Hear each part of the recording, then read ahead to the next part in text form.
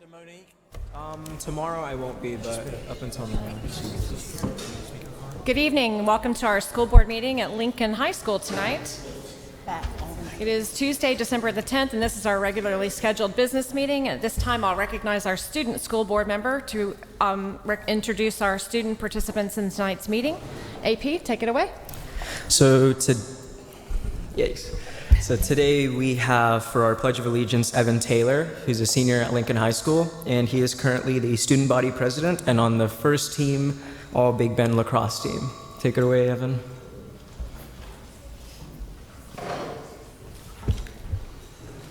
Please rise for the Pledge of Allegiance.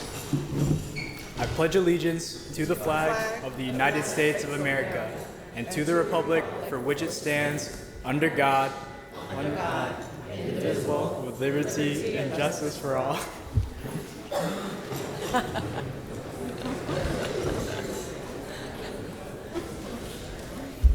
Next up for our thought of the day, we have Carter Nelson, who's also a senior at Lincoln High School. He is in the school SGA, who is student body vice president, an all-national guitar member, and volunteers for the kids as a dance marathon executive member. My thought of the day is a quote by John Quincy Adams, and it is, "If your actions inspire others to dream more, learn more, do more, and become more, you are a leader." Thank you.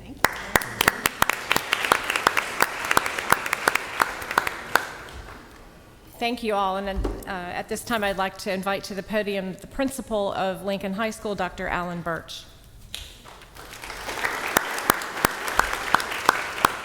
Thank you, Mr. Superintendent and board members and Madam Chair. It's an honor and pleasure to have you guys be on location at Lincoln High School tonight.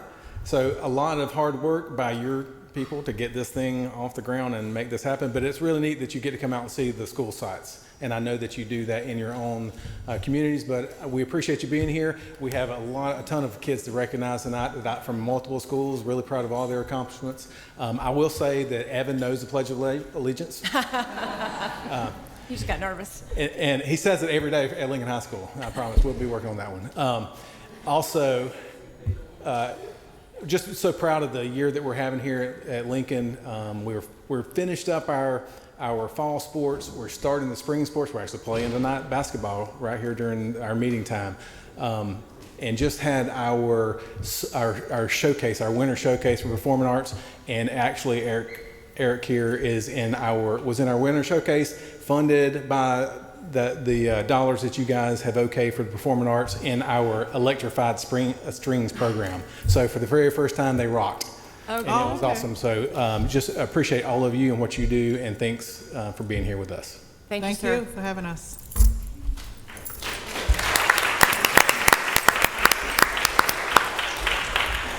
Thank you. At this time, I'd like to recognize the Vice Chair, Dr. I just promoted you. Okay.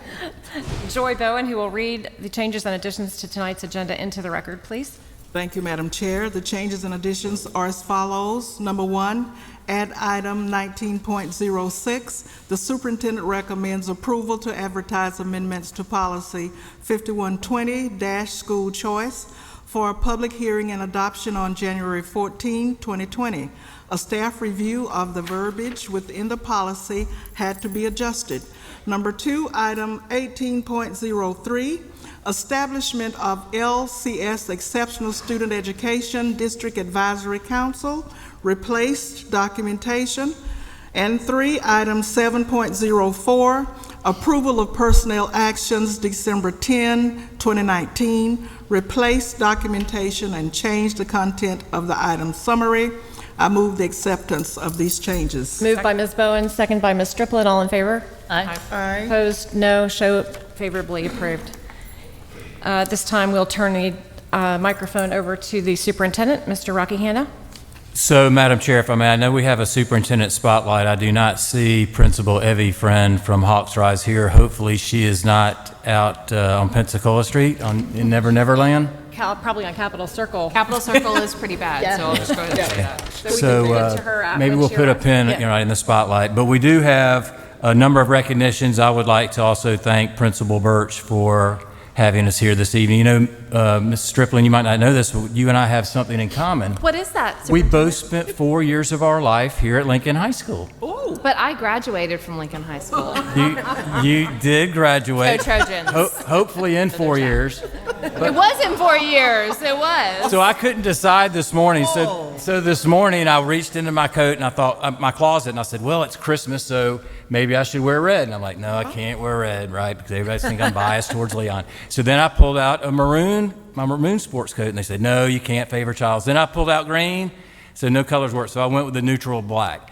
But we're excited tonight to have some of the best in our school district here, some of the finest student athletes that are with us tonight. And as I say that, I see Principal Friend, who is walking in the door.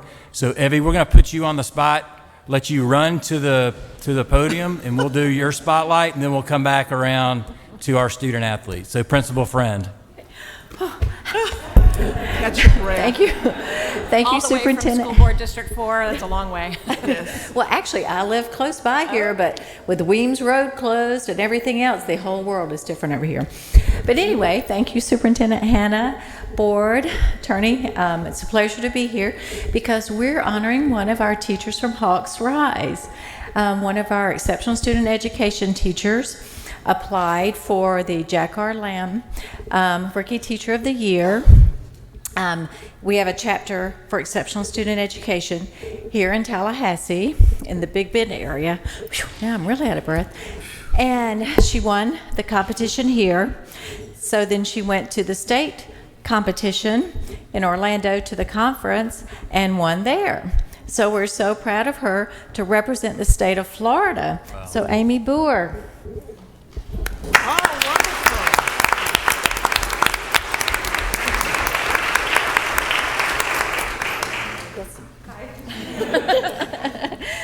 Amy is one of our exemplary teachers. She interned at Hawks Rise with one of our other exceptional student education teachers, Hillary Urbanik, and I know she and I were rushing to get here.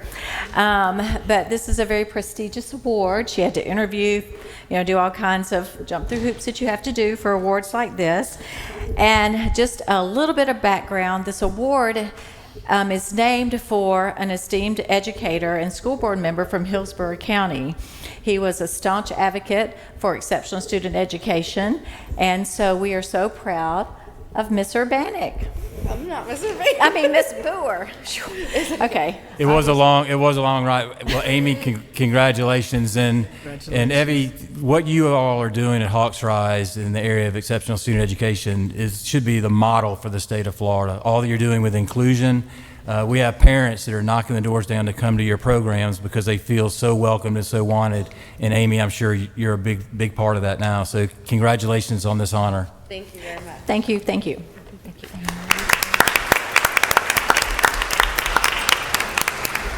All right, so back to our student athletes. So every student, an athlete, when they're in high school, I know I certainly did many years ago at Leon, dreams of becoming a state champion.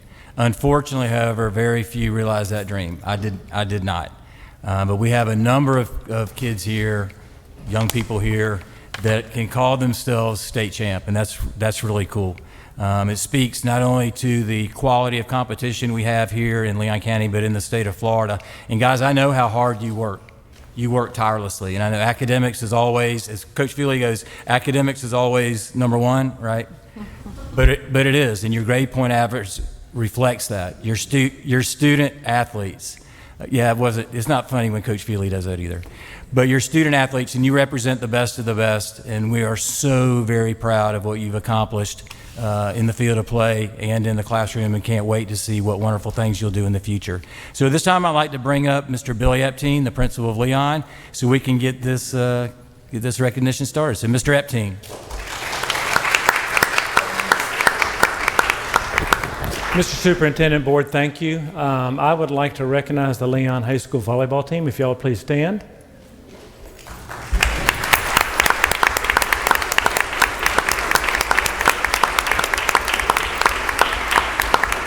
Under the leadership of Dr. Angie Strickland and the rest of the coaching staff, they were the 6A state champions this year. They defeated St. Thomas Aquinas, in 3-1. They ended up with a final record of 29-3 and a number 5 national ranking overall. So we are extremely proud of these young ladies. Several of them are going off to continue their athletic dream in college.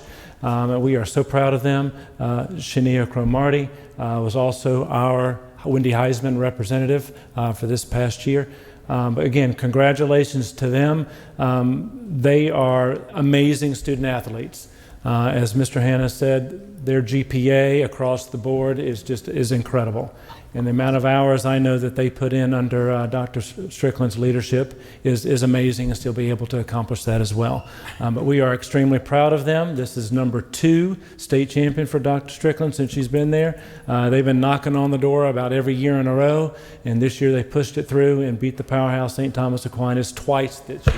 So that's pretty amazing. Again, congratulations.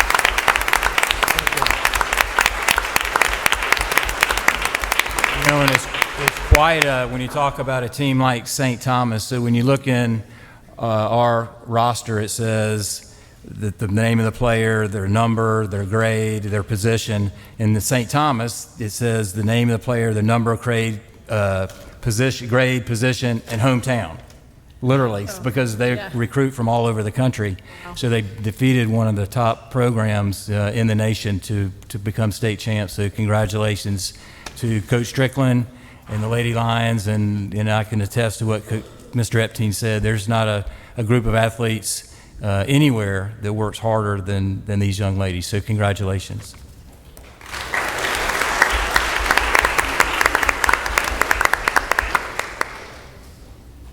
Next, I'd like to bring up Principal Joe Burgess from up north.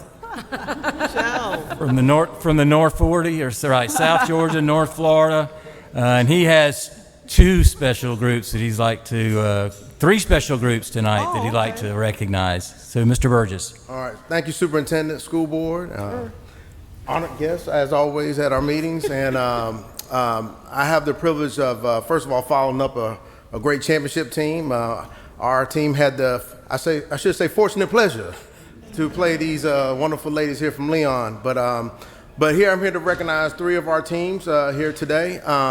First of all, if you're a member of the boys golf team, please stand.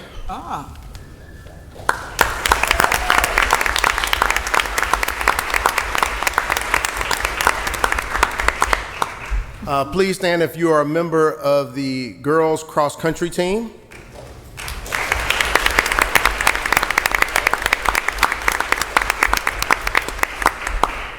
And last but certainly not least, if you're a member of our girls swim team, please stand.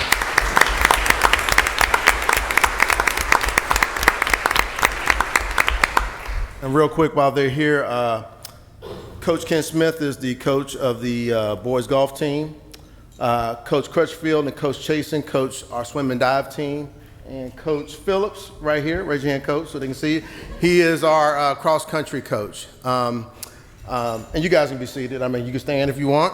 I just want to brag on them real quick. Let me just start with swimming and diving. Uniquely about them, they hit the water at 4:30 in the morning, and then they practice again after school, and they keep their grades up. And my time there, they have been so successful, whether they've changed classifications or whatnot. They are just outstanding young ladies. We also have our young men who won individual state titles as well. Just a great group of kids. Our boys golf team, unique thing about them is that a lot of their performance is done almost without anyone else around. When you're out there on the course, there's not a lot of people. You don't have a lot of people in the stands. When you're practicing, there's not a lot of people out there with you. You have to do a lot of this on your own, and so you have to be disciplined and dedicated. That really speaks to their work, and they're really a young team. Our cross-country team, they're sort of like the reloaders. They've been on a pretty good run here, and so hopefully they keep it up, and I'd like to see all of them back here next year, but we appreciate the opportunity to come before the community and brag about their exploits and, hopefully continue to make us Tallahassee as in Title Town. Thank you. Yeah. Congratulations, Coach Burgess. So Coach Smith, I believe, has been chasing this trophy for a number of years, haven't you? How many years, Ken? And I forgot to mention our athletic director, just like Coach Feely, Coach Edo, wherever he disappeared Fine. too. Back here. So Coach Edo, our athletic director, he does a great job. So thank you. And it seems like every year or every other year, your girls swimming team and your girls cross country team are coming with state championships. So yeah, you could say for those groups, it's definitely Title Town. That's a dynasty, and you're to be congratulated, ladies. I mean, what's happened since Title IX came to fruition years ago, our women's athletics and across the country has exploded, but not any more than right here in our hometown. So we're just so very proud of what you've accomplished and can't wait for the great things you'll do in the future. Madam Chair. Ms. Strickland. Thank you. If I might, even though I am a Lincoln Trojan at heart, go Trojans, I'm very proud of you. There aren't many districts and there aren't many schools who can say that they won 3 state championships in 1 year, and that is a huge accomplishment. Joe Burgess, Childs, the golf team, the swim team, the cross-country team. It is an amazing accomplishment, and you are so to be congratulated. This is a huge deal for not only for Childs but for Leon County. So we're so proud of you. I can't even express it tonight. It's a big deal. So congratulations to you all.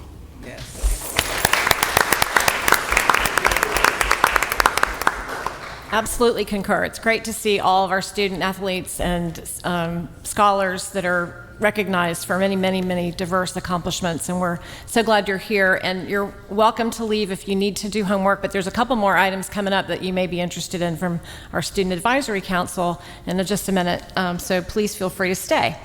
But first up is the District Advisory Council. Ms. Wells? There she is. They're out. Took you up on it. They're gone. Yeah, somebody told me, Leon and Childs, your principals will treat you to pizza at Barnaby's. I thought I heard something about Barnaby's.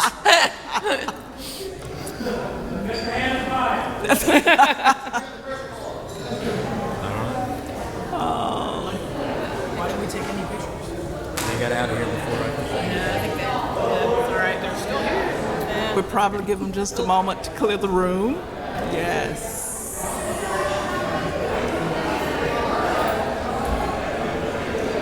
Good evening. Again, my name is Janita Wells, and I represent the District Advisory Council for this academic school year. Last week we had our meeting last Thursday, and it was a jam-packed meeting. We had several policies. Ms. Wells, let me see if I can hold you. If the student athletes would like to celebrate outside the doors so we can continue our business meeting, that would be great.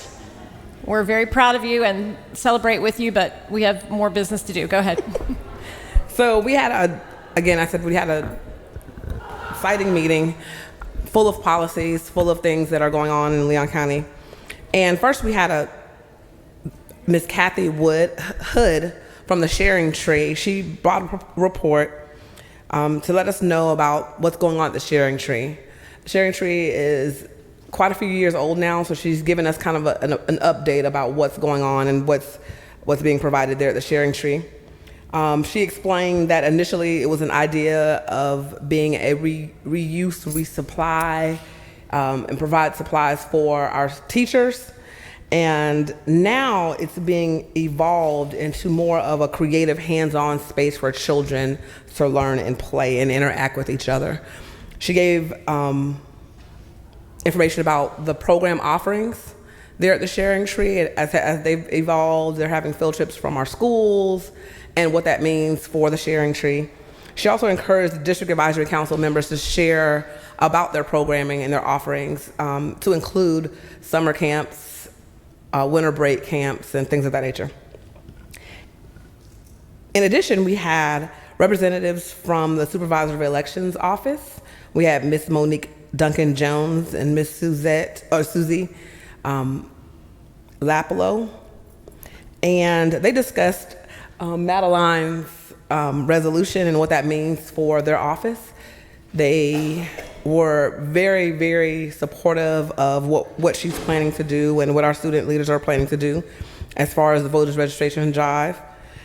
The date for that is Tuesday, January 21st, and they explained that Supervisor Early was actually, I think the next day, actually providing the resolution at a meeting to the other supervisors of elections throughout the state.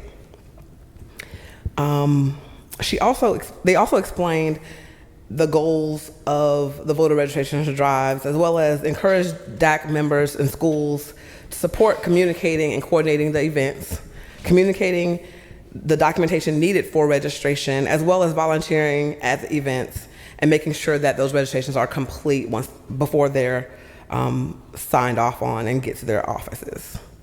Additionally, we had representatives from LCTA, and they gave a brief report about an upcoming event, which is a day of action. And they have these cute little shirts that said, "Fund Our Future." And that's a day in January 13th at the Capitol. Representatives Jocelyn Lewis and Jamar Atkins provided information about the rally and tally. And so they talked about public education and what that means and what our children deserve in public education. They encouraged our DAC members and parents and those in the community to stand with them for public education, to work together to address the issues impacting our students in public schools. So many of us are deciding to go on January 13th from 1 to 5. In addition, we had Dr. Cox and Ms. Feliciano discuss policy 5330.03, the use of medical marijuana by qualified students. Dr. Cox and Ms. Feliciano explained Florida's laws surrounding this issue, as well as the school board's statutory mandates surrounding it as well. They provided language recommendations for the policy regarding the use of medical marijuana by qualified students. They explained the district's recommendation or upcoming recommendations for who will administer the medical marijuana, how it will be received and restored, as well as the process to prevent access by other students and school personnel. As you can imagine, this was a very important topic. We had a lot of questions from DAC members to include inquiries about the forms of administration. And Dr. Cox and Ms. Feliciano explained that this is generally administered via a pill. And so a lot of parents were very excited to hear that it wasn't, someone lighting something on the school campus. And they also explained that the district is looking at this as if it's any other prescribed medication. So no different than that. And it's mandated by statute that we have a policy, a standalone policy, and that's what the district is doing. The DAC voted and approved the adoption of policy 5330.03. In addition, we had Ms. Fitzgerald explain 3 separate implementation plans of instruction from the Florida Department of Education. Those include mental and emotional health education plan, substance use and abuse education implementation plan, and child trafficking education implementation plan. With each of these areas, she explained the hours of instruction required for each plan, as well as the instruction that would be administered for the plans. As you can guess, with the child trafficking, again, we had a lot of questions, and there was some discussion about that at the elementary level and what that would look like. And the DAC, the Leon County School staff explained that everything would be age appropriate. So they would talk about stranger danger, not child trafficking to a 5-year-old.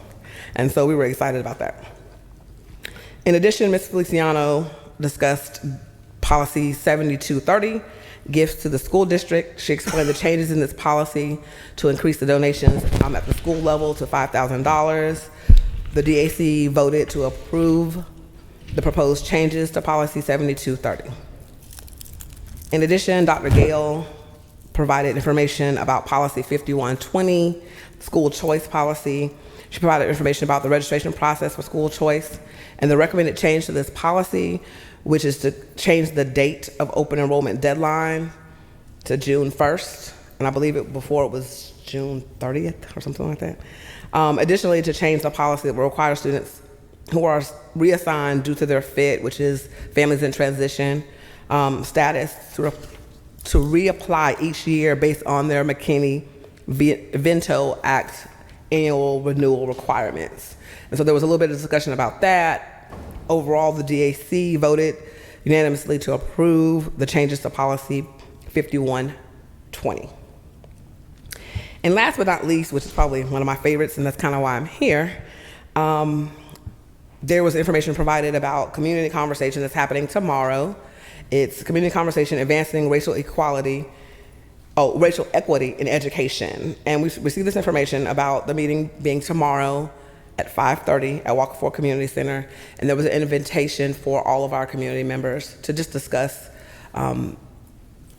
education and the racial barriers or any racial conversation in education. Are there any questions? Thank you. Awesome, thank you. Happy holidays. As always, we appreciate your good work and that of the DAC. Thank you for your leadership. Thank you. Happy Happy holidays. Happy holidays to you. All right, next up, the chair of our Student District Advisory Council, Ms. Madeline Fyock from Leon High School. Good evening, school board members and superintendent. Again, my name is Madeline Fyock, and I will be giving the SDAC report. We recently had our school swap day on Monday, December 2nd, and Tuesday, December 3rd. Students from Rickards, Leon, Lincoln, Childs, Sale, and Leon County Virtual School participated in the event. Each SDAC member had a buddy that they would shadow their partner one day and then host at their own school the other day. There's a lot of positive feedback from the event through the SDAC, and the students gained new perspectives, which we will talk about our meeting tomorrow. At our last meeting, we discussed making promotional advertisements for the voter registration drives and working on a video. We will have the new marketing director come to our meeting tomorrow to film some students discussing the voter registration process as well as the drive.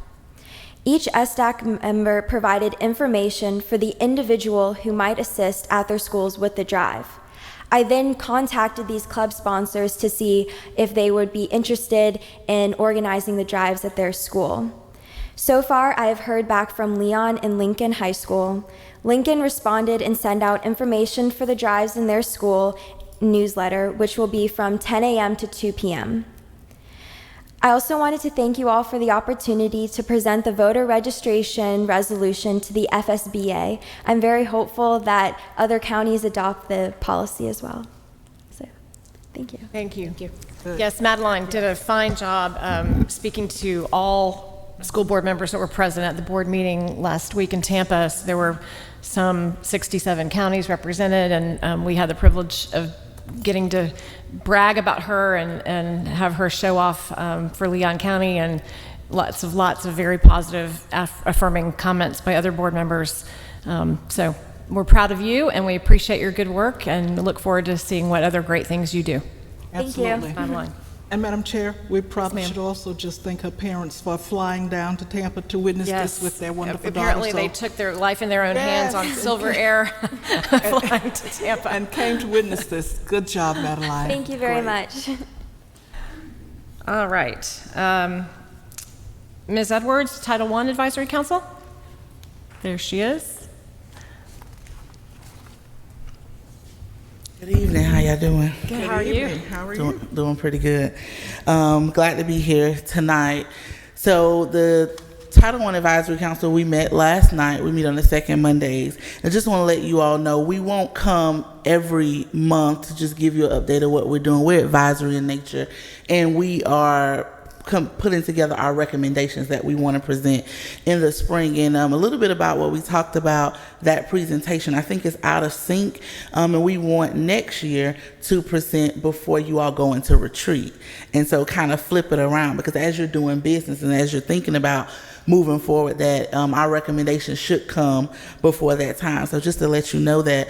But as we let you know early in the year, that we've narrowed the priorities of TAC down to three priorities, and those are early childhood education, better collaboration between Title I schools, teacher retention and incentives, and equity is the lens by which we look at everything that we're doing in TAC, and how do we create level the playing field in our Title I schools.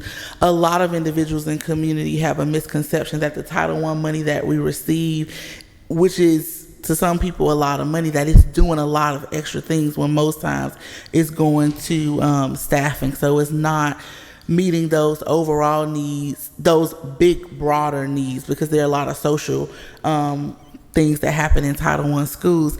So as we're thinking about our recommendations, we're asking ourselves questions like, do we need an overall Title I strategic plan that addresses the big overarching things, absenteeism, the transient, some of the behavioral problems, some of the poverty and social issues? Can we do that while the principal still maintains their autonomy in the school and working to create the culture that they're trying to create, but leveraging our community-based organizations? Tallahassee is rich in community organizations that are doing great work. How do we leverage what's happening in the community, partner them with our Title I schools, and then we can stretch things a little bit further. In those different groups, priority groups that I talked about, the recommendation in the talk has been coming from the early childhood education group about the pop-up preschool, what financial commitment we may need from the school board to make it a reality.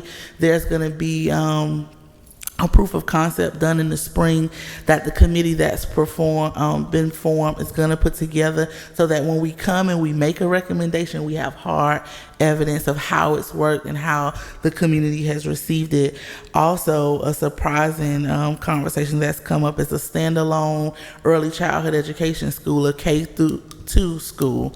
We know that in Title I schools, kindergarten readiness is an issue. How do we educate our own kids? The school board, you all made a decision to provide all-day VPK for Title I students, which is awesome, and we know that there's a much greater need than there is resources to actually make that happen. So how do we begin to think different to solve this problem that we have with our early childhood and school readiness issue amongst our Title I kids?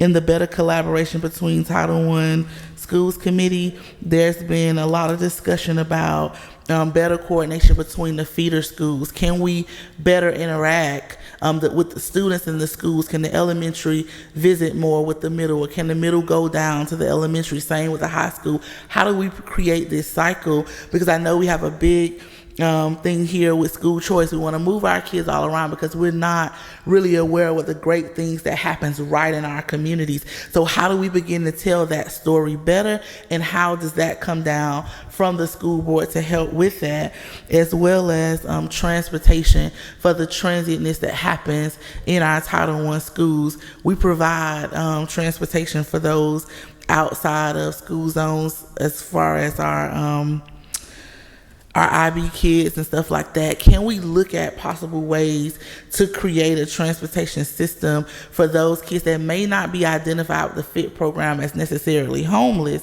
but they are going between schools, or they may want to stay at their school? Because we know kids who stay at their school, they do better. They already have a rapport with the teachers. They already are comfortable in those environments.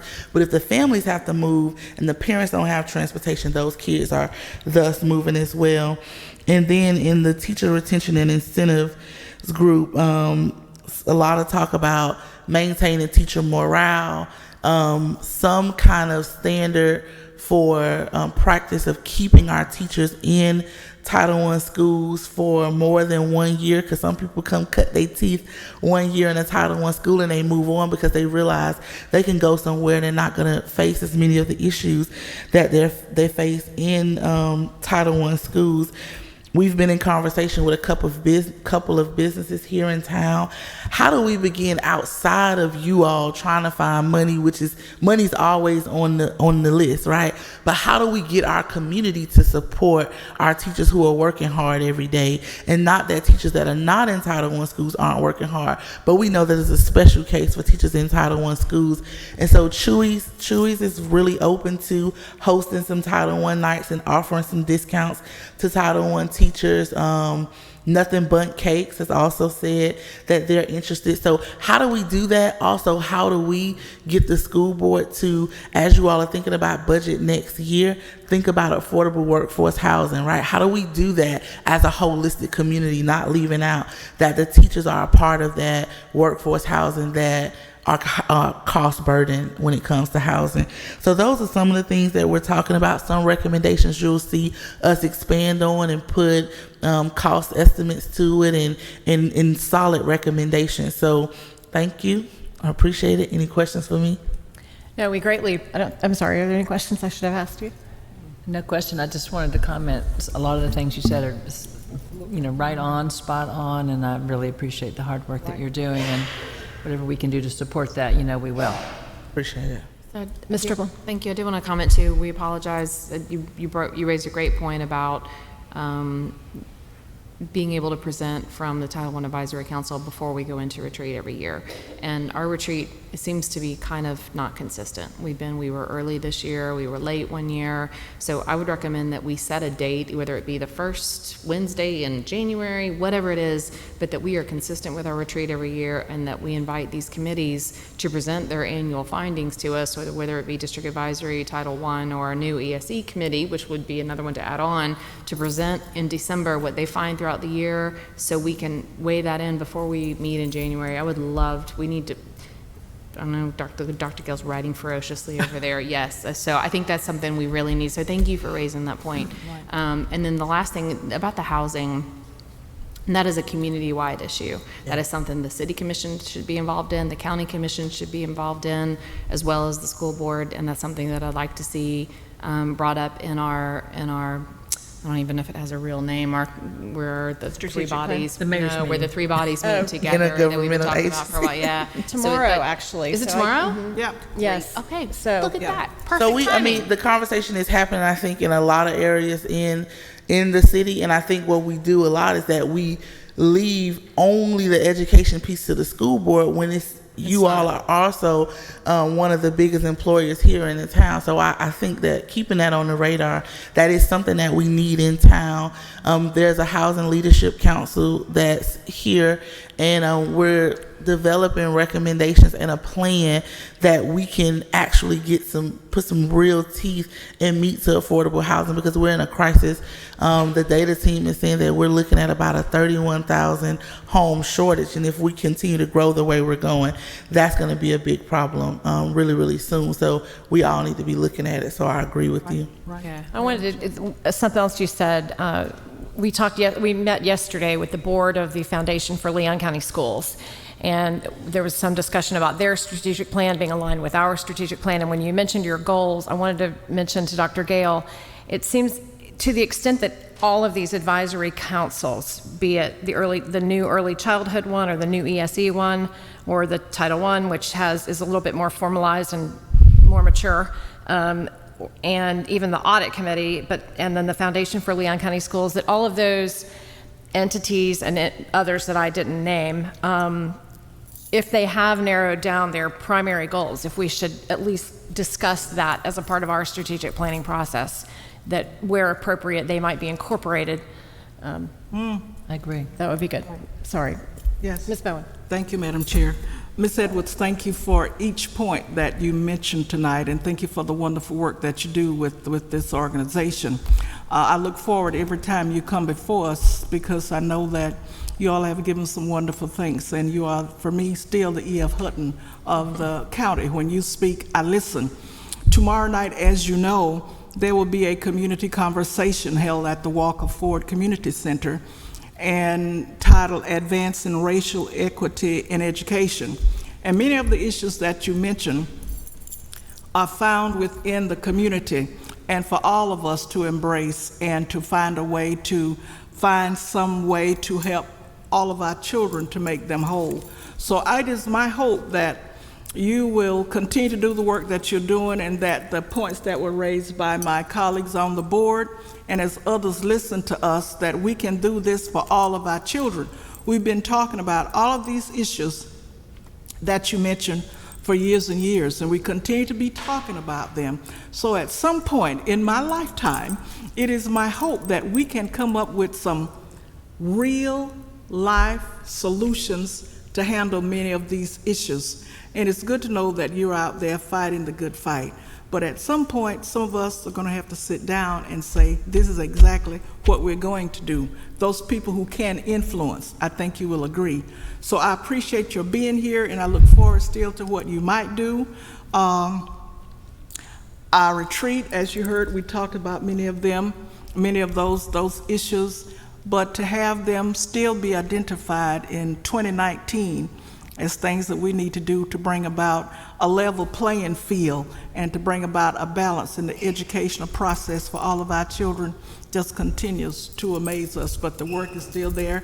We won't shirk from it. We'll get it done. So I appreciate that. I think it's keep your energy understanding up. That it's huge, right? It's a Yes, a lot. It's systematic. It's bigger than all of you all's position at this table. And so it takes all of us, and hopefully as the Title I Advisory Council, that we're coming with recommendations that fit within the guidelines, that are realistic, that are within the policies that you all have created, that we begin to have small wins and make those small steps that we can see that we're actually headed in the right direction. That's so right. One bite at a time. One bite at a time. We'll get it done. That's Thank you exactly so much. right. Thank you. Thank all right. you. Appreciate it. Thank you. Happy holidays.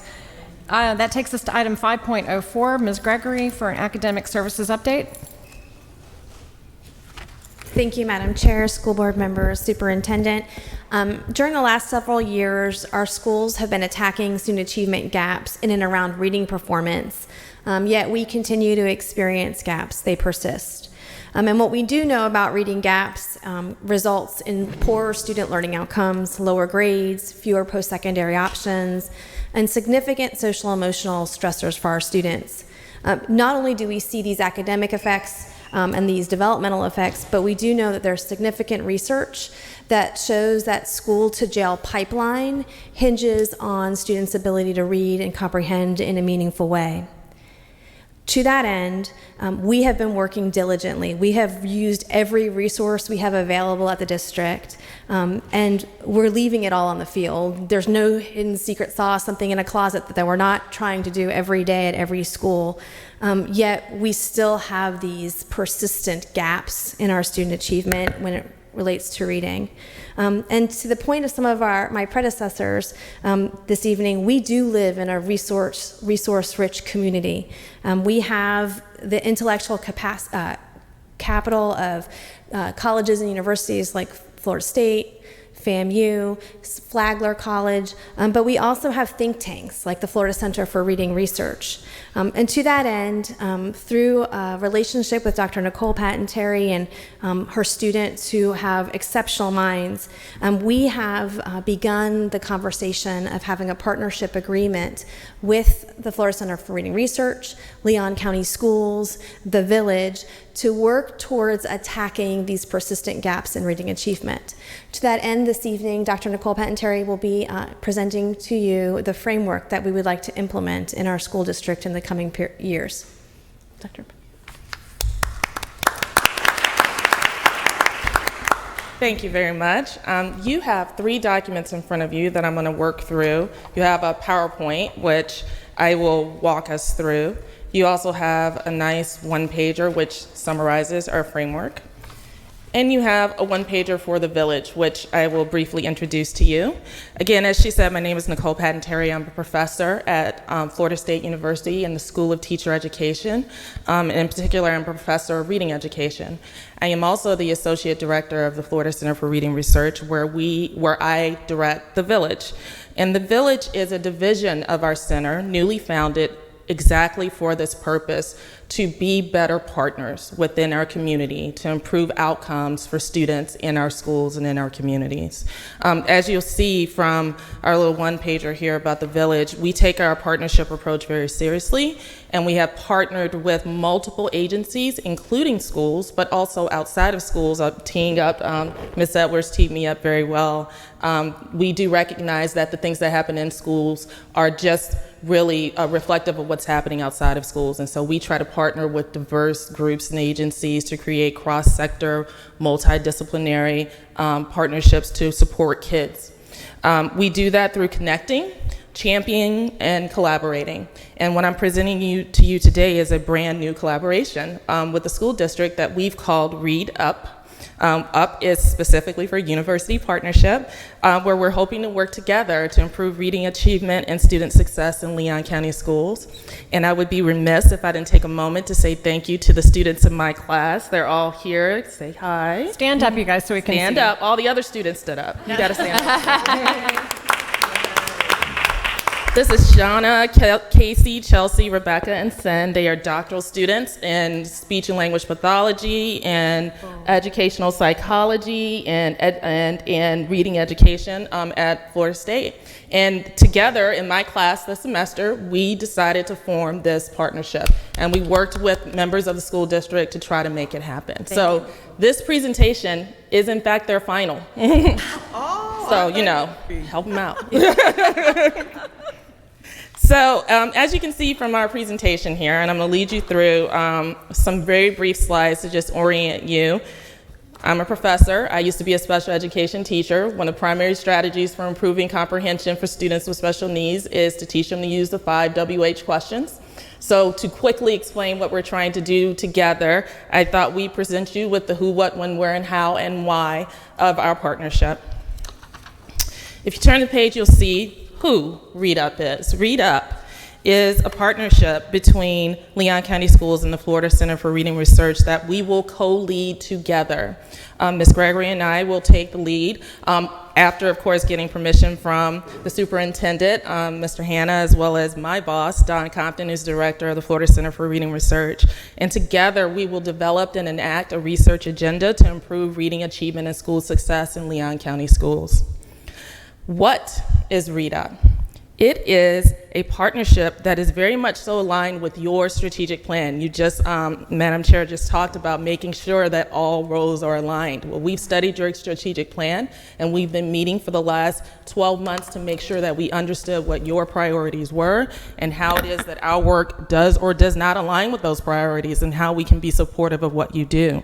You all have identified 5 areas: student achievement, safe environment, quality resources, engaged community, and fiscal stewardship and transparency. Our partnership will focus on number 1, student achievement. But we do believe that through our work, we'll have some ancillary benefits to quality resources, to engaged community, and even to fiscal stewardship, because what we hope is that we can provide you with the evidence you need to make decisions that will benefit students and families and teachers and schools throughout this district. Our focus will be on reading, and we will do that through forming a long-term mutual collaboration with each other. This partnership is different than traditional research. I do not have a consent form in my hand. I do not have a grant available to present in front of you. What I have is a willingness and a desire to make sure that we in this university are contributing to positive outcomes for your students and your schools, and we are going to work together to define how it is that we do this. So I don't own this, we own this. And that is what a partnership is. It's also going to be long-term, which means we will keep seeing each other until perpetuity, hopefully. I'll be coming to these school board meetings and presenting to you all regularly about the work that we're doing and how it's making an impact in your schools. We will also be very visible in all of your schools. We'll be visible with all of your partners. Again, we will connect, we will champion, and we will collaborate to make sure that we see positive outcomes for students in our school district. Where is Read Up? What you see in front of you is a map of Leon County schools, and you see all of your elementary schools there. I just pulled it up from the school district's website. Ultimately, we intend that all of our activities will benefit all students in preschool through 12th grade in the district, but we are going to begin in elementary school, and we're going to begin with early learning, special education, and instruction. I'll note we talked about all those 3 topics in almost every single one of the presentations today. So we're trying to make sure we're aligned with the areas that you all have already identified are of interest to many stakeholders in the district. And why are we focusing on those? If you look at the next slide, you'll see that map with red circles indicating all the schools in the elementary schools in the district in which at more than 50% of students are not reading on grade level. Mm-hmm. So we're focusing on this because many students across the district are struggling with reading. If you turn the page, you will see I've now added circles for all the students with disabilities in the district. And you're looking at schools where more than 15% of students in the population have been identified with a disability and are receiving services in the schools. More than 15%. In some of your schools, as many as 30% of the student population are receiving services or special needs.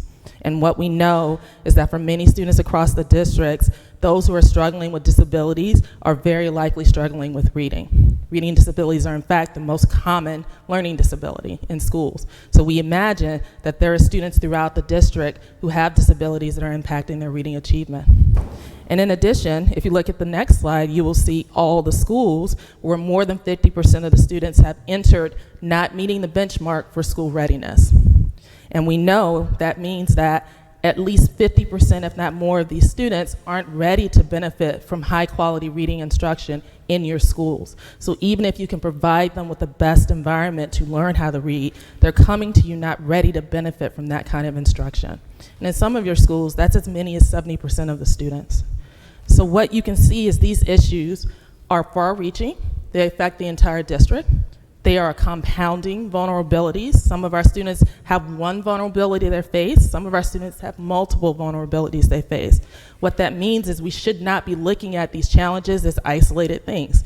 They in fact should be aligned. And so we will work together to align our focus on these issues and try to understand them, how they interact and show up in your schools, and then what do we do about them.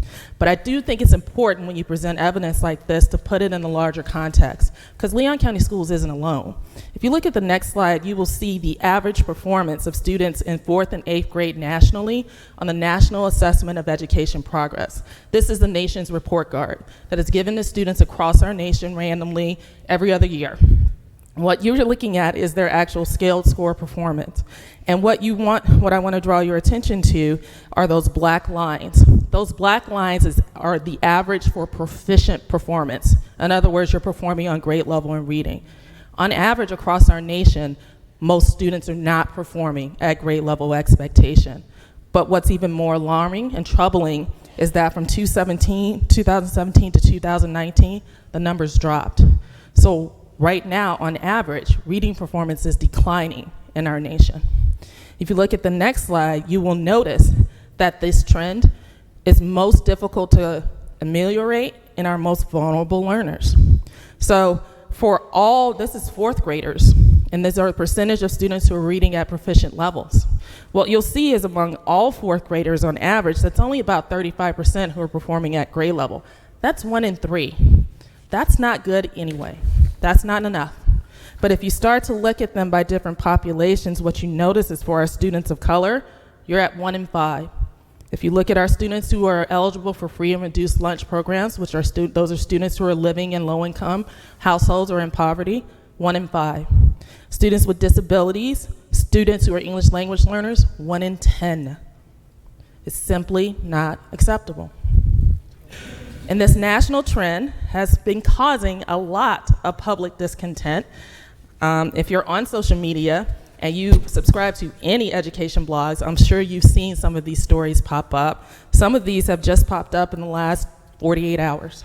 So there's a lot of discussion out there nationally about what do we do about the reading crisis in our nation. And many people are upset, and their discontent is growing. So when you ask me, why are we doing Read Up? Because reading is everything. Reading matters for all aspects of life, from cradle to career. To improve reading, we're going to need research, we're going to need innovation, and we're going to need engagement to make this happen. And in particular, if reading matters for school success, it's going to take all of us to do it. And all of us in Tallahassee includes our universities, which means it includes us. It includes our faculty, it includes our students, it includes our staff. We have resources there that are available to solve this problem. We have in Tallahassee the one and only Florida Center for Reading Research. It is nationally and internationally recognized for the knowledge and expertise that is in that center that can be brought to bear on improving reading outcomes for kids. So there's no reason why we can't do that in our backyard. And so we will. How and when we'll do it, you'll see we have a theory of change for you. That's this nice, colorful document. It should look very familiar to you if you've ever seen a logic model. You see our inputs and activities and outputs, as well as a timeline there. We have some short-term, intermediate, and long-term outcomes that we want to see happen in the next 3 years. It's important to keep in mind two things. One, everything that's in this document is guided by some assumptions that are on the table. That's what's nice about a theory of change. You're not going to just say logically why it should happen. You also need to discuss why it might not. Why do you really logically think this could happen? And so we have some fundamental assumptions here on the table that as a partnership together we come to believe and understand should matter. And we'll move this in a positive direction or not. The other thing to remember is that this is a living, breathing document. All theory of changes, all logic models are living, breathing documents. This is a draft and will be a draft for the rest of its life. But right now, this is where we start. And as we continue to work together in partnership with all of you and in partnership with our partners, both within and outside the university, what we do expect is that we will see reading achievement improve in Leon County schools. And if anything, the reason we think one of those secret sauce things she mentioned that we think it will happen is because we'll do it together, because we'll be partners in that ride. Thank you very much.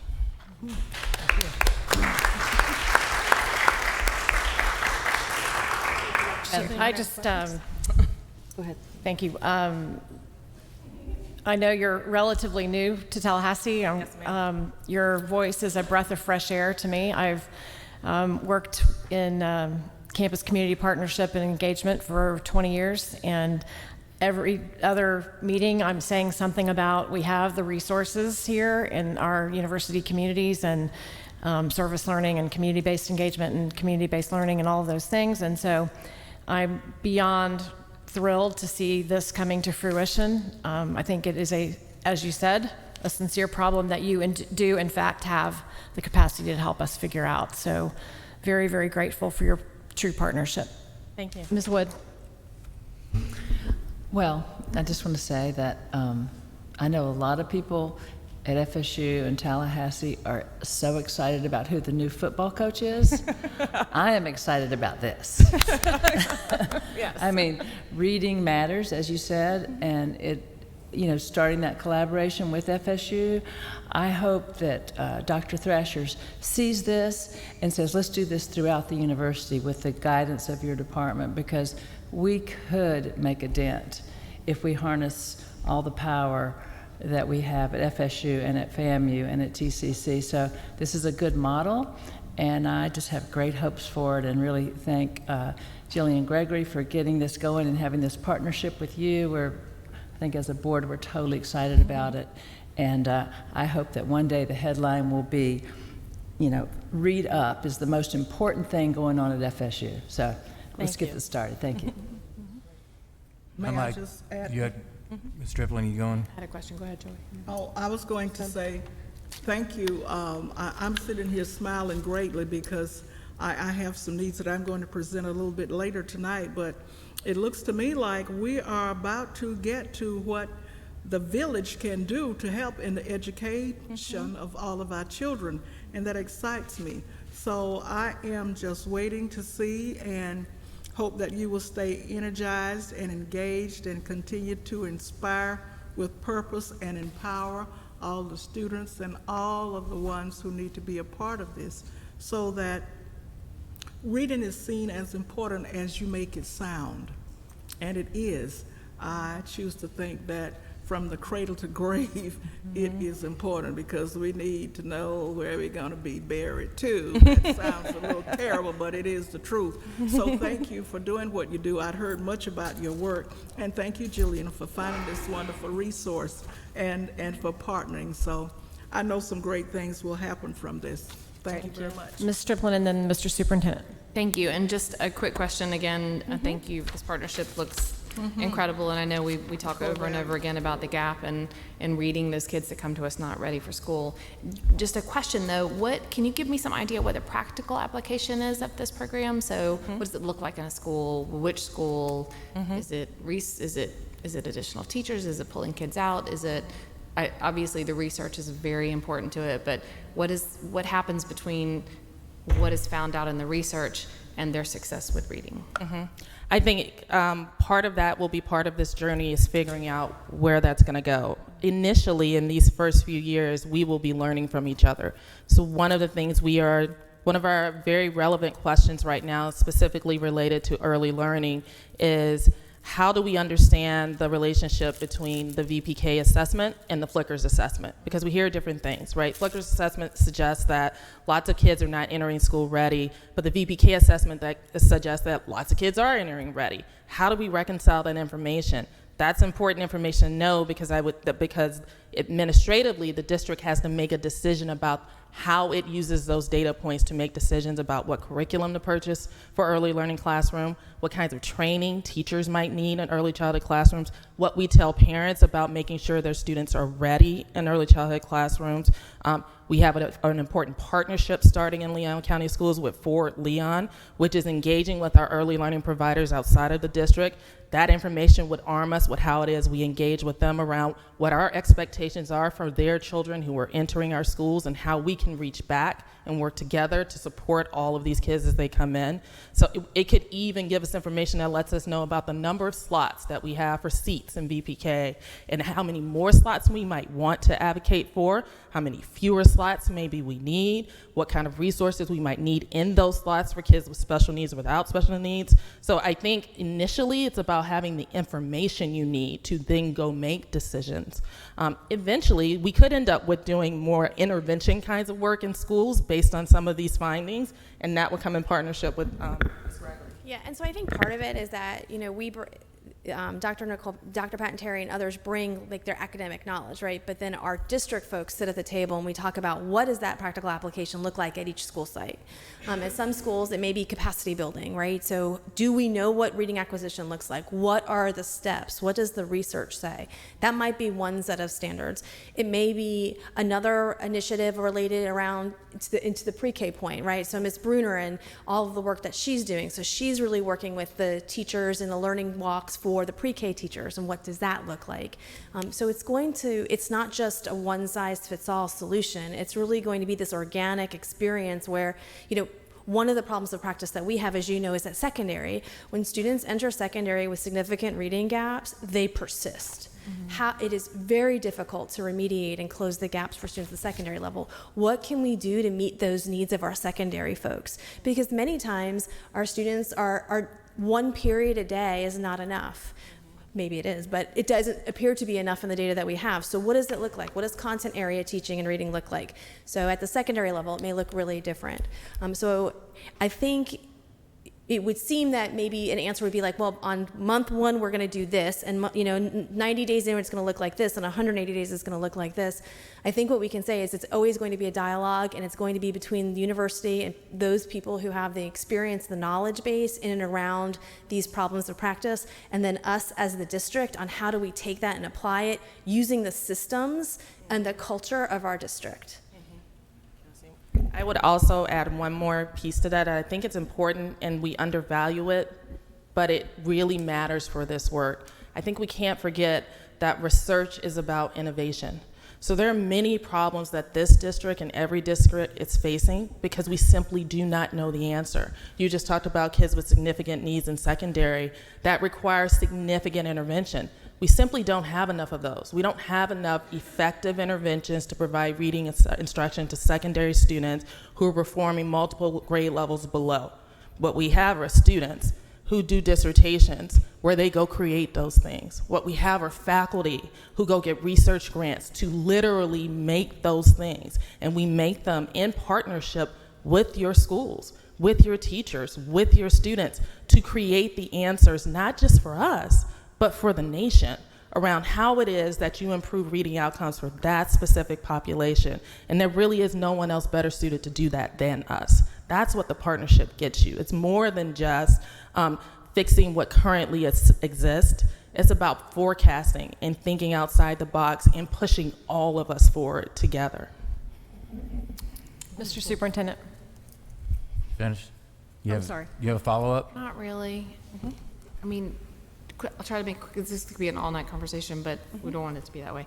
But I think I don't think there's a person in this room that doesn't think the gaps that we're facing when they arrive happened way before they got to us. So how do we reach down into that 1-year-old, 2-year-old, 3-year-old? And I hope that's part of, because we're just playing catch up with these kids, constant. And I think this has been an ongoing battle, since the beginning of time, I would imagine. So it's those, I think I heard early learning and pre-K, but it goes beyond that. It goes beyond Leon County schools. It goes before Leon County schools. And so to, all these young sponge minds out there, I don't think that was something that, I realized at their age, but the more you're in education, and I know you see that. So how do we, I hope that's part of the plan. I hope that's something that's in there of, how can we get every child reading, whether they're in a, our pre-K or in a great daycare or not in a daycare, they're home with grandma, what does that look like? And is that home education? Is that education that leaves with the baby from the hospital? Is that, there's just so many components to it that I'd love to see. I'd love to know that's going to be part of the discussion. I'm sure it is. Y'all are the experts, and I am not. But I get lost in a lot of these words, and it just seems so basic. But yet we can't seem to solve it. I guess we can't just seem to get there. And it's I know y'all are. You spent your life studying this apparently, so I'm sure you're more frustrated than the rest of us. And I think that gets to the comments of the predecessor speakers, right? It is about the community. It's about connecting with Miss Edwards. It's about connecting with first words, early steps. All of the we do have a very resource-rich community, and by having the power of some place like the Florida Center for Reading Research, FSU, the Village, and Leon County Schools together, when we go to these other places, it just expands the influence that we have. And so really, but please know and trust that birth to 3, all of that is so important. We fully recognize that, and it's part of the plan. Awesome, thank you. So this is one of those other things that it only took me 3 years to get here, because this has been a goal of mine from the beginning, to tap into these resources that are right here at our in our backyard. And I met Dr. Patton Terry at the University Center Club, but I don't even know what the event was. Maybe the new dean was here. She introduced herself to me, and I was just blown away. I'm like, I went to Jillian. I said, Jillian, I just met this new person. She goes, let me guess, Nicole Patton Terry. I said, yes, we have to partner with them, and I'm just so excited about this endeavor. And we don't know exactly what it's going to look like. We know it's going to look a lot different than it's looked before, because we haven't done it. You've been right there, and now we're together, and we have a partnership, and I'm very excited what the future can hold with your organization, with Forward Leon, and to drill down to the root, to address some of the issues, and to try to make a difference. And so thank you to your students for partnering with Leon County Schools. The best is yet to come. Yes. Absolutely. Thank you. Appreciate it. Thank you very much. All right. Definitely worth a round of applause. Thank you very much. All right, this takes us to persons to be heard. I have one speaker appearance form from Monique Ellsworth. Is Monique in the audience still? Come on up, please. Good evening. My name's Monique Ellsworth. Name and address for the, thank you, sorry. 430 West 8th Avenue, and I am speaking to you guys based on the items of consent 18.04 regarding the school bus that is going to be considered for donation to Second Harvest. So I'm the current and new CEO for Second Harvest, and I was given the opportunity to meet with Superintendent Hannah and some of his staff a few weeks ago to discuss the Food on the Move bus, which is one of our programs that takes a really innovative approach to meet the needs of children in our community who are food insecure. So what the current bus does, and it's actually a bus that was donated in 2015, so thank you for the donation in 2015. What we're able to do is link with Leon County Schools, map out where the brick and mortar locations are, where summer food programs are currently operating around the county. And we identify the gap neighborhoods where children might find it difficult, or the families might find it inappropriate or unsafe for them to travel from their home to the brick and mortar locations where food is being served. And that's where Second Harvest steps in. What we're able to do is take the current school bus that we have, We've modified it. We've pulled out all of the seats inside of it, and we've built benches so that the children face the windows. We drive into these Gap neighborhoods and park our bus, and the children get on the bus, and we are able to provide them a meal. But in addition to the meal, we talk about nutrition, we talk about manners, children answer questions, and earn things called the bus bucks. And at the end of the week, we're able to give the students, they trade them in for hygiene items, coloring books, food that they can take home to their families. But it's an opportunity for us to make sure that the children in those neighborhoods have access to nutritious food Monday through Friday during the summer months. So what we're looking at was the opportunity to have an additional bus added to Second Harvest current fleet, and that would give us 2. The current one has some, we're struggling with a couple of mechanical things with it currently, but this new bus would give us further opportunity to expand our program and provide and meet the ever-growing needs of the children in our community. I'm new again, so I've learned a lot of about hunger and what that looks like in Leon County. The Second Harvest of the Big Bend, we oversee 11 counties, so we're not responsible only for Leon County. There's 10 others. And there are currently 23,000 children in our 11 county area who are not eating dinner right now. And I was really curious about what that looks like in Leon County, and we found that there's roughly 10,000 children at home right now that are not eating dinner. And because of what we heard from teachers saying that there's a very evident issue or an evident delay in a child's attention on Monday morning, they know who haven't eaten since their free or reduced lunch on Friday until they got back to school that Monday. And so we look forward to a stronger partnership and ability to work with you all on meeting the ever-growing and dynamic needs that exist for the children in our community. Thank you. Perfect timing, and congratulations on your new position, and we very much look forward to working with you on this. This is something that we are all very concerned about, and Yes, we have are. looked for innovative ways to try to help support certainly our students, but our whole community. So Yeah, I'd like to echo that. Congratulations on your appointment, and you're the perfect person for this job. Your passion is helping those who are less fortunate, and we are proud to partner with you. I mentioned something to the board about a year or so ago about converting a couple of our buses to do this project, but it's even better that we can partner with you, that we provide the bus, we can work with nutrition services, hopefully to maybe help with the meals, and then you do the kind of the heavy lift of converting the bus to a Meals on Wheels program. But again, we know unfortunately there are a number of kids in our community that go to bed hungry, and that's unacceptable. So thank you for your efforts. And the Department of Agriculture here too has tremendous assets I'm sure you're learning about, or knew about from before. So thank you very much. Appreciate it. Ms. Wood.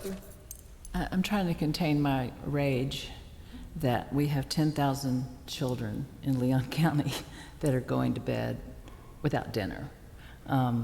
This is great. This is like, a little micro step, but this again needs to be something that the entire community focuses on.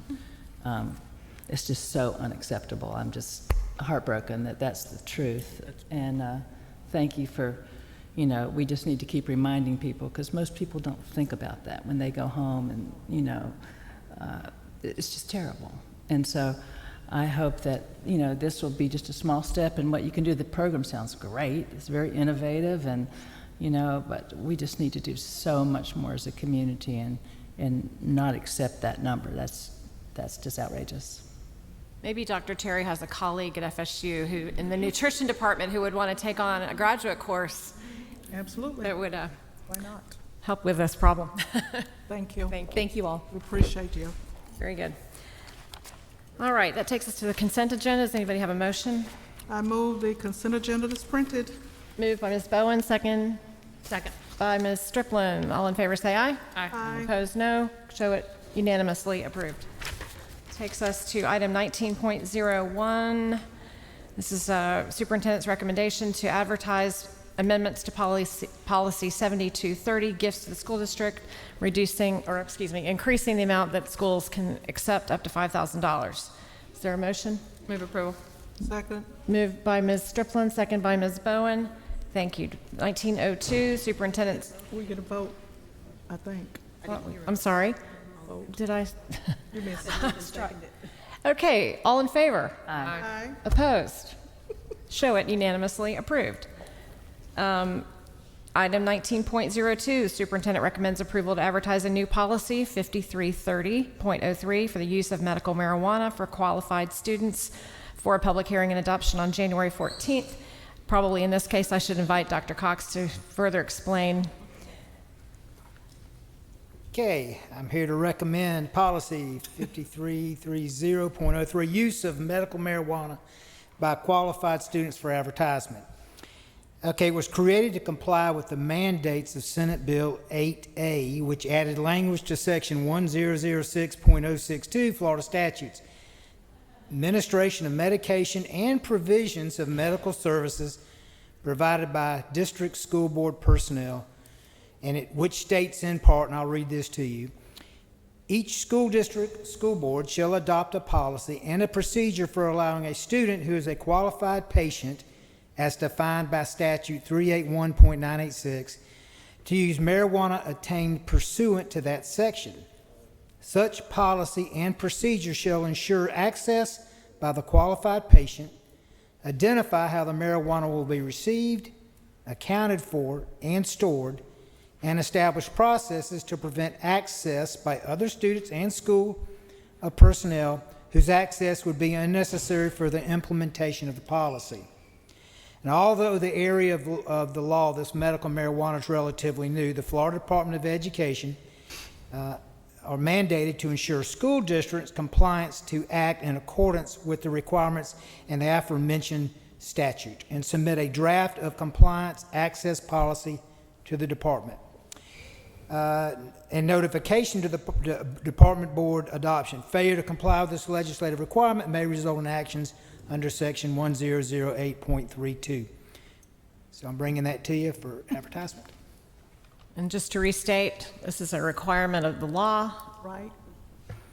Subsequently required by the Department of Education with the requirement that we do this no later than December 31st. Is there a motion? I move the superintendent's recommendation. Second. Moved by Ms. Bowen, second by Ms. Wood. All in favor say aye. Aye. Opposed, no. Show it unanimously approved. Thank you, Dr. Cox. Thank you. Takes us to 19.03. It's an MOU between the Leon County School District and the Leon County Teachers Association for reading endorsement incentives for LCS teachers. Good evening, Good Madam evening. Chair and school board members. This is an effort to support our teachers as we encourage them to continue professional development in the area of reading, such as Dr. Terry just talked about, and we're forever learners. And so what we want to do is support our teachers as the state board is requiring that our teachers who are working with level 1 students, which is across Leon County schools, be endorsed. In an effort to do that, we provide the academic programming for teachers to become endorsed, but making that connection through adding the endorsement to their certificate and their credential so that they can then be qualified and placed in front of our level 1 students.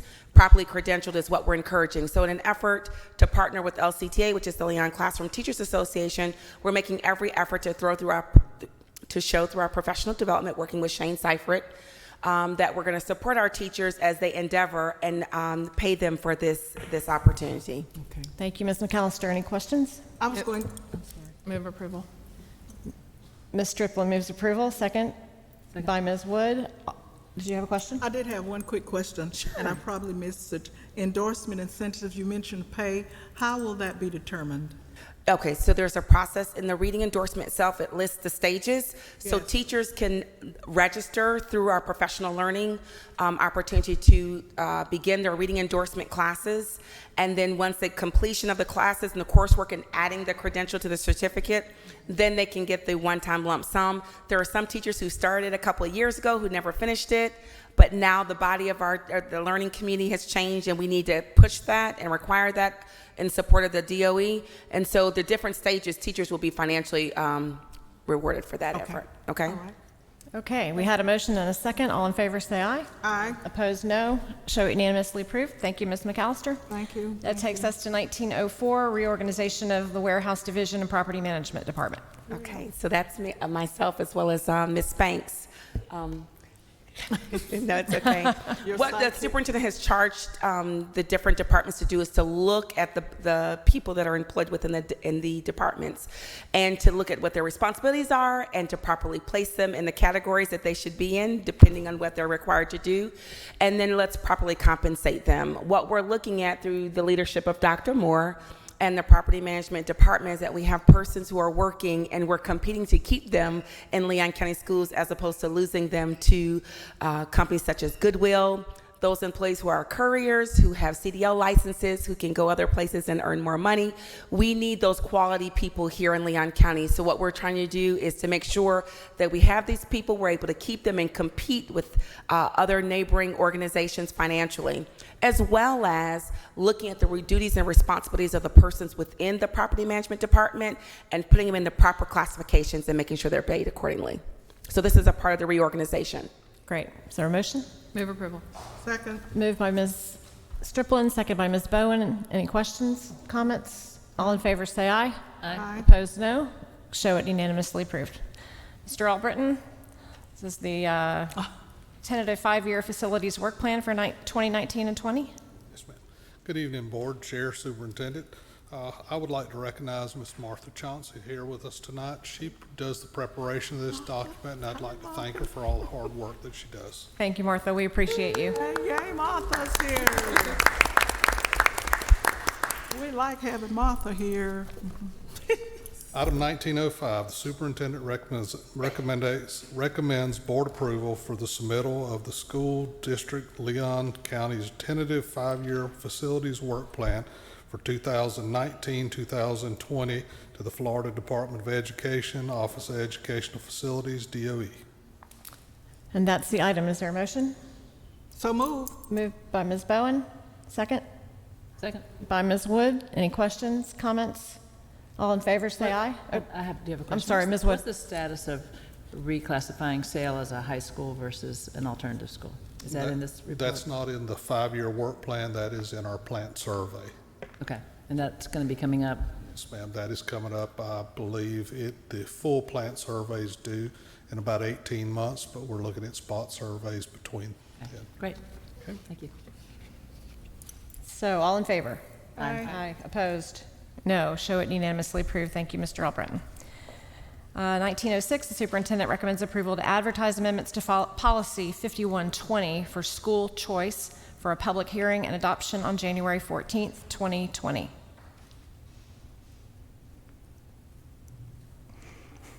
Dr. Gale? I can just move approval. It's just a change of a date. Oh, that's Move right. approval. I'm sorry, I forgot. Change of date? It's a change of a date. Thank you, Dr. Gale.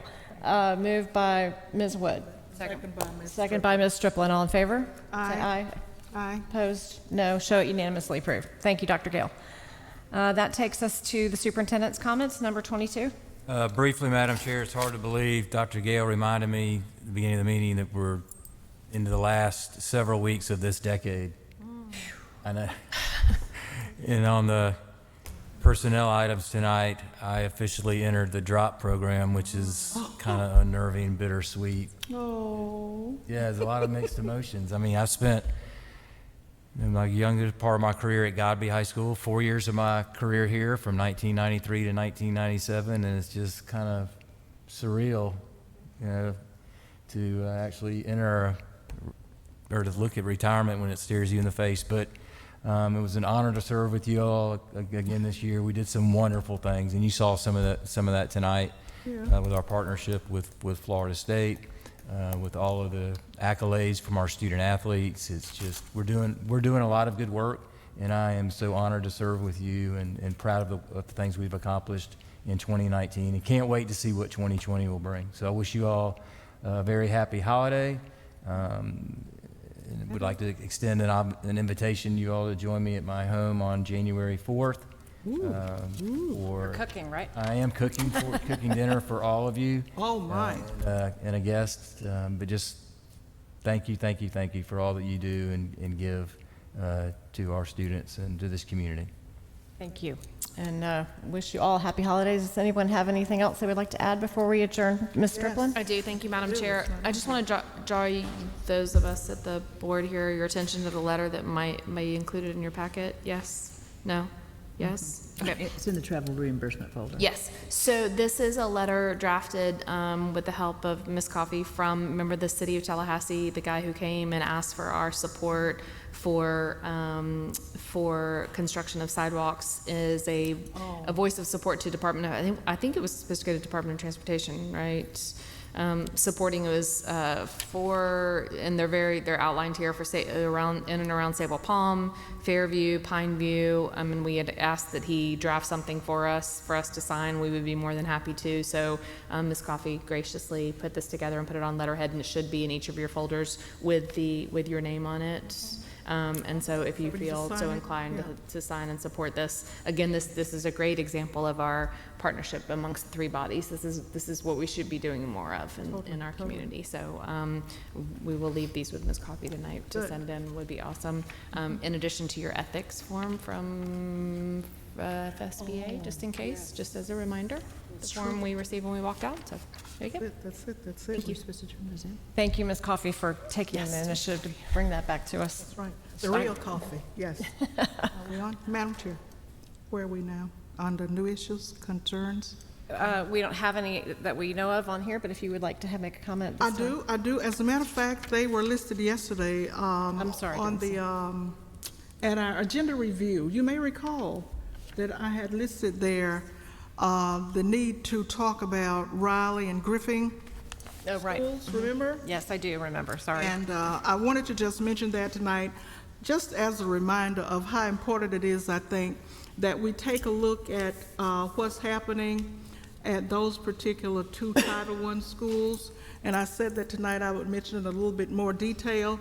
And so what I'm asking for and looking for is a mid-year level status report of what's going on at those particular schools. We know that they are in that lower 300, I know Riley is. And so I believe we decided that at the meeting in January the 13th that the superintendent would bring us additional information. That's how I think we left it the other day.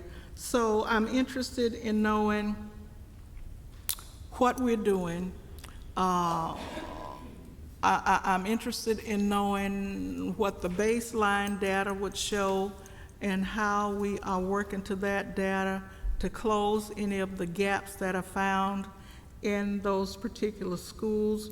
You know that we have been fortunate enough with the superintendent's help to have placed, particularly at Riley, a very new, young, innovative principal, and I want to make sure that she is shored up with everything that she needs to move that community forward.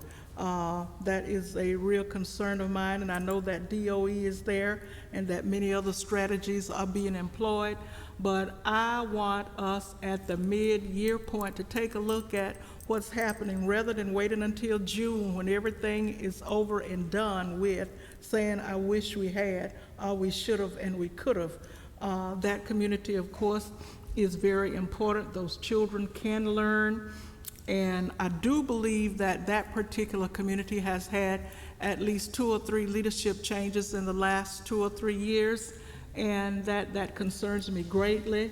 This is not an experiment. These are our children. So I want us to give every intentional look at what we do to provide for the learning opportunities of those children and to make sure that the principal and staff there will have everything that they need to make the kind of adjustments, to even take a look at climate surveys and how that might fit into what is needed to move the achievement level, the strong relationships that are built between faculty and staff. We say that we are a data-driven system, so to look at the data and see where we're going with this.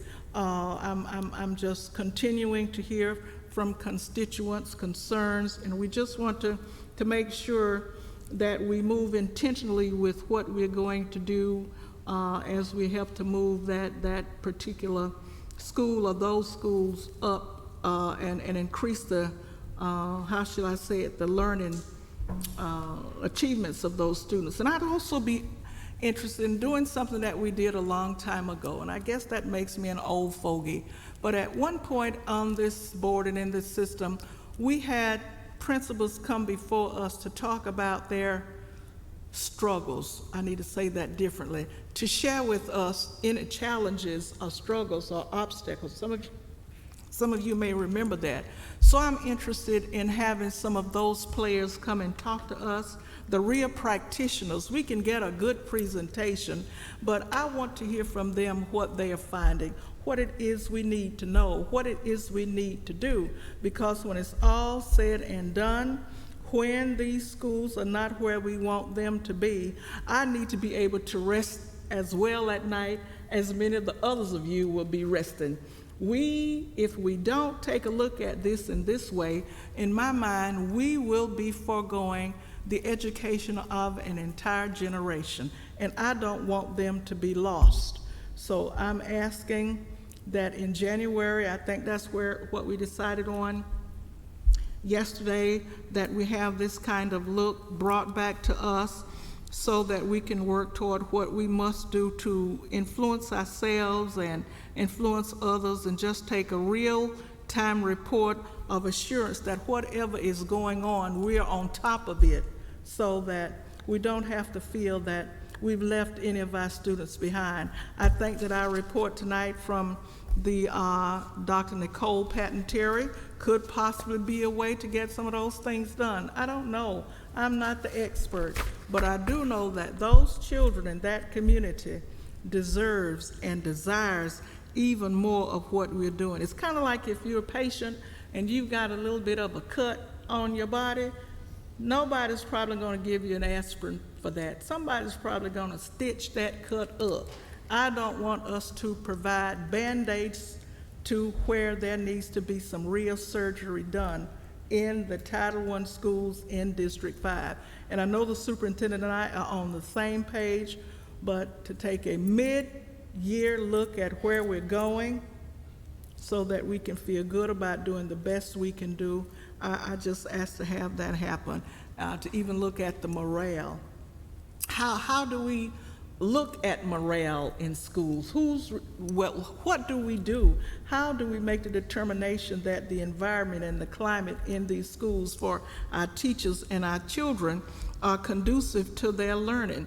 So that for me is very real. And so, Mr. Superintendent, I know that you listened the other day, and I believe that you're willing to help gauge that and to continue to hold our folk responsible and accountable for what they say they're going to do, and to make sure that the positions are handled in a pure way. So if I'm coming across a little disjointed, it's because this room is so beautiful and the echo keeps coming back to me from that point there, Denver, and it's bouncing. You can't do anything about that. But are you feeling what I'm saying, anybody? Yes. So that's what I'd like to have happen. Okay. And the superintendent and staff are committing to do that in January. Yes. Ms. Gregory's got it all. Oh, that's right. The great Jillian will make it happen. Yes, she will make it happen. She will make it happen. All right. very Thank good. you. Anyone else? All minds are clear. All minds are clear. They want us to take a picture with Miss Dr. Patton. Oh, great. We'd love that. Come on up, but Ms. Wood moves, we adjourn.